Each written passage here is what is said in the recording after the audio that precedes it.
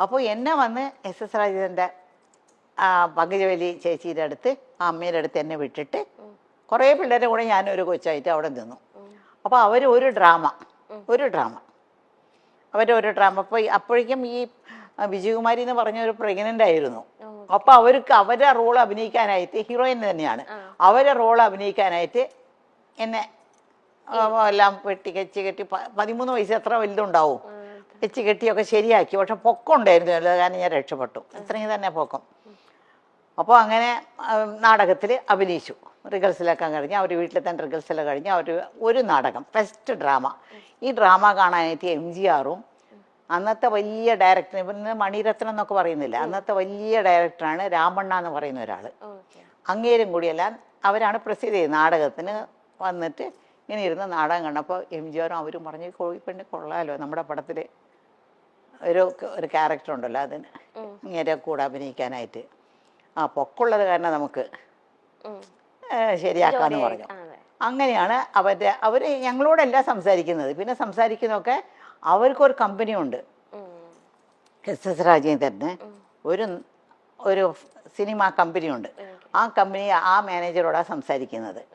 അപ്പോൾ അവിടെ സംസാരിച്ചപ്പോൾ എനിക്ക് 3 വർഷത്തിൻ്റെ കോൺട്രാക്റ്റ് കിട്ടും. 3 വർഷം പുറത്തുള്ള പടങ്ങളിലൊന്നും അഭിനയിക്കാൻ പാടില്ല, അവർ പറയുന്ന പടങ്ങളിലേ അഭിനയിക്കാൻ പാടുള്ളൂ. അങ്ങനെ അഭിനയിച്ചാലും പകുതി പണം അവർക്ക് കൊടുക്കണം പുറത്തുനിന്ന്. അപ്പൊ അവര് മുഖാന്തരം പോയത് കാരണം എനിക്ക് ഫസ്റ്റ് മൂവി തന്നെ 6,000 റുപ്പീസ് ആ കാലത്ത് കിട്ടി. 6,000 റുപ്പീസ് എന്നൊക്കെ പറഞ്ഞാൽ ഇന്നത്തെ വലിയൊരു തുകയാണ്. ഞാൻ തനിച്ചാ പോയെങ്കിൽ 600 രൂപ പോലും കിട്ടില്ലായിരുന്നു. അവര് വഴി പോയി ഒരു വലിയൊരു സെറ്റപ്പിന്റെ വഴി പോയത് കാരണം എനിക്ക് 6,000 റുപ്പീസ് കിട്ടി. പിന്നെ ആ 3,000 രൂപ ഉണ്ടല്ലോ എനിക്ക് കിട്ടേണ്ട, അവർ 3,000 രൂപ എടുത്തു, എനിക്ക് 3,000 രൂപ. ഞങ്ങൾക്ക് അമ്മേടെ, എനിക്കൊന്നും അറിയില്ല, ഇതൊക്കെ അമ്മയാണ് കഴുത്തിടുന്നത്. ഞാൻ മേജറല്ലല്ലോ, കഴുത്തിടുന്നതും മേടിക്കുന്നതും ഒക്കെ അമ്മയാണ്. അപ്പം ഞാൻ അമ്മയോട് ചോദിച്ചേ, എനിക്കൊരു ആഗ്രഹമുണ്ട്, എനിക്ക് എന്തെങ്കിലും തരണം, ഇത് ഇന്ന് എന്തെങ്കിലും തരണം എന്ന് പറഞ്ഞു. അമ്മ പറഞ്ഞു ശരിയെന്ന് പറഞ്ഞു. ഒരു 50 രൂപ എടുത്തു കൊടുത്തു, എനിക്ക് തന്നു. ഞാൻ ഉടനെ കടയ്ക്ക് പോയിട്ട് ഒരു ഗ്രേപ്പ് വാട്ടർ മേടിച്ചു. ഗ്രേപ്പ് വാട്ടർ എന്നറിയാമോ? ഈ പിള്ളേർക്കൊക്കെ വയറ്റുവേദനയൊക്കെ വന്നാൽ ഒരു മധുരമുള്ള സാധനം കുറച്ചായിട്ട് ഇങ്ങനെ കൊടുക്കും. ഒരു ചെറിയ ടീസ്പൂൺ, ഒരു 1/2 ടീസ്പൂൺ കൊടുക്കും. വയറ്റുവേദന വന്ന് പിള്ളേർ കരയുമ്പോഴേ, കൊച്ചു പിള്ളേർ.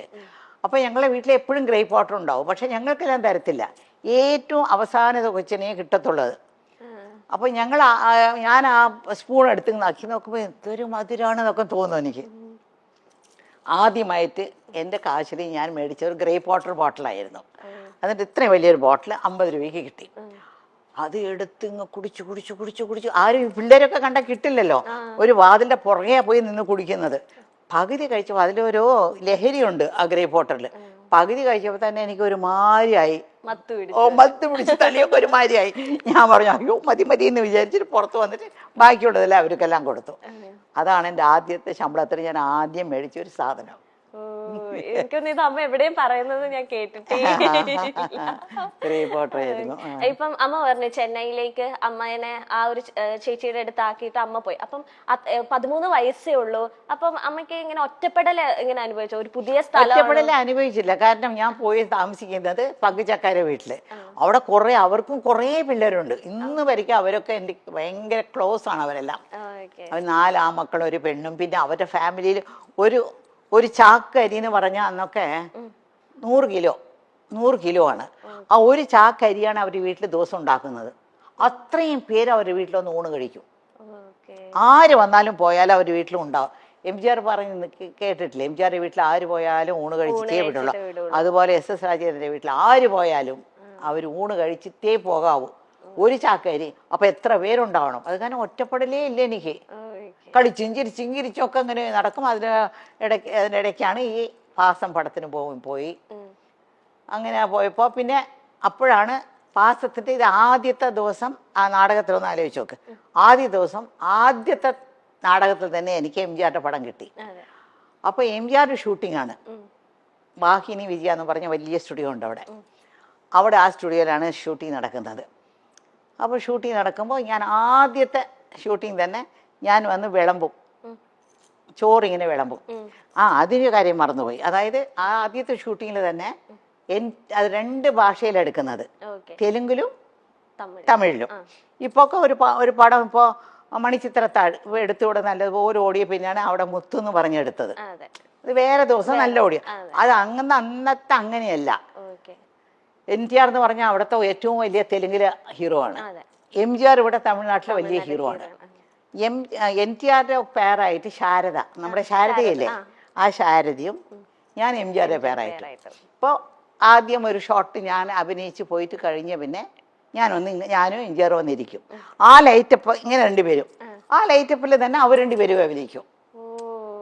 വേറെ ലൈറ്റപ്പോ വേറെ ദിവസമോ വേറെ സെറ്റല്ല, ആ സെയിം സെറ്റ് സെയിം ലൈറ്റപ്പിൽ ഓരോ ഷോട്ട് അങ്ങനെയാണ് എടുത്തോണ്ടിരുന്നത്. എൻ്റെ ആദ്യത്തെ ഷോട്ട് എന്ന് വെച്ചാൽ MGRക്ക് ഞാൻ ചോറിങ്ങനെ വിളമ്പി ഉണ്ണ അങ്ങേരെ ഒരു ചോറെടുത്ത് എൻ്റെ വായിൽ ഇങ്ങനെ വെച്ച് കൊടുക്കും. ഫസ്റ്റ് ഷോട്ട് അതാണ്, എൻ്റെ ജീവിതത്തിലെ ആദ്യത്തെ ഷോട്ടാണത്. അപ്പോൾ അത് അടുത്ത സെറ്റില് ഭാസ്കര മാസ്റ്റർ ഭാഗ്യജാതകം എന്നൊരു പടം തുടങ്ങി. അപ്പോൾ സത്യ സാറും ഉണ്ട് അവിടെ. അപ്പോൾ ഭാസ്കര മാസ്റ്റർ സത്യ സാറുടെ അടുത്ത സെറ്റിൽ ഒരു മലയാളി പെണ്ണ് അഭിനയിക്കുന്നുണ്ടെന്ന് പറഞ്ഞു. അതിന് തമിഴ് വരാതെ ഒരുപാട് പാടുപെടുന്നുണ്ട്. പക്ഷെ അങ്ങനെ പഠിപ്പിച്ചാണ് എടുത്തുകൊണ്ടിരിക്കുന്നത്. ആദ്യത്തെ ദിവസം അവർ രണ്ടുപേരും എൻ്റെ ഷൂട്ടിങ് കാണാൻ വന്നിട്ട് അവർക്ക് ഇഷ്ടപ്പെട്ടു എന്നെ. ഇഷ്ടപ്പെട്ടിട്ട് അവിടെ തന്നെ അമ്മയുണ്ടല്ലോ അവിടെ സംസാരിക്കാൻ, അമ്മയോട് സംസാരിച്ചിട്ട് ഇവിടെ ഒരു 5-6 ദിവസം ഷൂട്ടിംഗ് ഉണ്ടായിരുന്നു. ആ ഷൂട്ടിംഗ് കഴിഞ്ഞുകൊണ്ട് നേരെ ഞാൻ ബാക്കി ജാതകം അഭിനയിക്കാൻ വന്നു. ഇത് ആദ്യം തുടങ്ങിയാലും റിലീസായത് ആദ്യം ബാക്കി ജാതകമായിരുന്നു. ആക്ട് ചെയ്തത് തമിഴാണെങ്കിലും റിലീസ് ചെയ്തത് ഇതായിരുന്നു. അതായിരുന്നു. ഇപ്പത്തെ പോലത്തെ വെച്ചിട്ടുണ്ടെങ്കിൽ ഇപ്പൊന്ന് വെച്ചാൽ പക്ക ഷീറ്റ് ഇട്ട് ഇത്ര ദിവസം ഒരു പടം അല്ലെങ്കിൽ എല്ലാം ഓർഗനൈസിങ് ആദ്യം തന്നെ വിസിറ്റ് ചെയ്യും പ്ലേസ് എവിടെയൊക്കെ ഷൂട്ട് ചെയ്യേണ്ടത്. അമ്മയുടെ ഒക്കെ കാലത്തെന്ന് വെച്ചിട്ടുണ്ടെങ്കിൽ ഒരു ബിൽഡിങ് അല്ലെങ്കിൽ ഒരു സ്പേസ് എടുത്തിട്ട് 3 ഫ്ലോർസ്, അത് 3 വീടായിട്ട് സെറ്റ് ചെയ്യുക. അപ്പൊ ഒരു ഫ്ലോറിൽ നിന്ന് അടുത്ത ഫ്ലോറിലേക്ക് പോകുന്നത് അടുത്ത പടമാണ്. ആ ഫ്ലോറിലല്ല, ഈ സ്റ്റുഡിയോ അടുത്ത സ്റ്റുഡിയോ അല്ല, ഈ ഫ്ലോറിൽ നിന്ന് വേറെ ഫ്ലോർ, അവിടെ നടന്ന് കുറച്ച് അങ്ങോട്ട് പോകണം. ഒരു AVM സ്റ്റുഡിയോ എന്ന് പറഞ്ഞാൽ 40 ഏക്കറിലാണ് AVM സ്റ്റുഡിയോ ഉള്ളത്, മനസ്സിലായോ? അപ്പോൾ ആ AVM സ്റ്റുഡിയോയില് ഒരു 10-30 സെറ്റുകളുണ്ട് അവിടെ, ഫ്ലോറുകളുണ്ട്.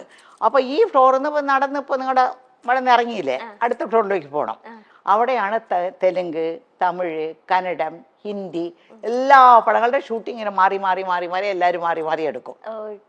അത് എങ്ങനെ അമ്മയ്ക്ക് അത് പറ്റുന്നു? ഞാൻ അമ്മ പറയുമ്പോ അത് ഭയങ്കര അത്ഭുതത്തോടെ, കാരണം ഒരു ക്യാരക്ടർ അല്ലല്ലോ അടുത്ത പടത്തിൽ, അത് വേറെ കോസ്റ്റ്യൂം ഇട്ടിട്ട് അതെങ്ങനെ ഉൾക്കൊള്ളാൻ പറ്റുന്നത്? പെട്ടെന്ന് കുറച്ചു നാളായപ്പോ നമുക്ക് അങ്ങ് പരിചയമായി. ഇപ്പൊ എനിക്ക് അതൊരു വലിയ ഒരു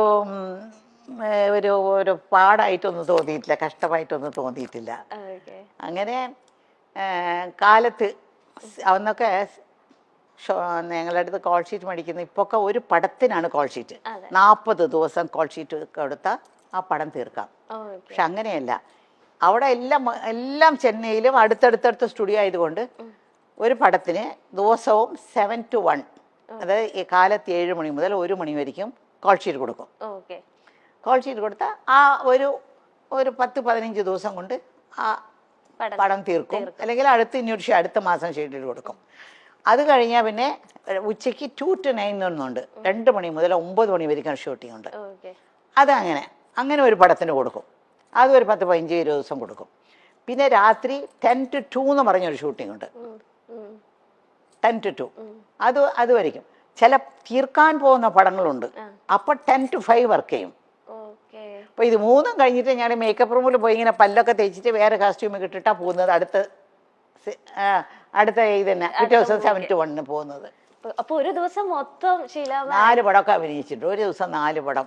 ഇപ്പൊ രാവിലെ നോക്കിയാ ഷീലാമ്മ, ഞങ്ങൾ അന്ന് നസീർ സാറിന്റെ നായികയായി കാണുമ്പോഴും ഇപ്പൊ കെന്ന ഷോയിൽ വന്നിരിക്കുമ്പോഴും സൗന്ദര്യത്തിന്റെ കാര്യത്തിൽ ഷീലാമ്മയെ കടത്തിവെട്ടാൻ ഇവിടുത്തെ ഒരു നായിക നടിക്കും സാധിക്കില്ല. എന്താണ് ഷീലാമ്മയുടെ ഈ സൗന്ദര്യ രഹസ്യം? അയ്യോ, ഇതെന്തോന്നാ ചോദ്യം? ഇത് എല്ലാ നടികളോടും നിങ്ങൾ ചോദിക്കുന്ന ചോദ്യമല്ലേ? വേറെ പുതിയതായിട്ട് വല്ലതും ചോദിക്കൂ. എനിക്കത് അന്ന് നല്ല സൗന്ദര്യമൊന്നും ഇപ്പോഴില്ലെന്ന് എനിക്ക് നല്ലപോലെ അറിയാം. ഐ എം ഓർഡിനറി ഒരു സ്ത്രീ, ഈ പ്രായത്തിന് ഒത്ത ഒരു സ്ത്രീയായിട്ട് ഞാൻ എന്നെ കാണുന്നുള്ളൂ. പക്ഷെ ഞാൻ ആദ്യമായിട്ടാണ് ശീലാമ്മനെ നേരിട്ട് കാണുന്നത്. ഞാനിങ്ങനെ ഇന്റർവ്യൂസ് അല്ലെങ്കിൽ നമ്മൾ ടിവിയിലൂടെ മൊബൈൽ ഫോൺസിലൂടെ ഒക്കെ ആണല്ലോ ഇന്റർവ്യൂസ് ഒക്കെ കണ്ടിട്ടുള്ളൂ. അപ്പം ഞാനപ്പോ ഓർക്കാം, അമ്മ ഇപ്പൊ നല്ല സുന്ദരമായിട്ടിരിക്കും, അപ്പൊ ആ കാലത്ത് എന്ത് ഭംഗിയായിരിക്കും.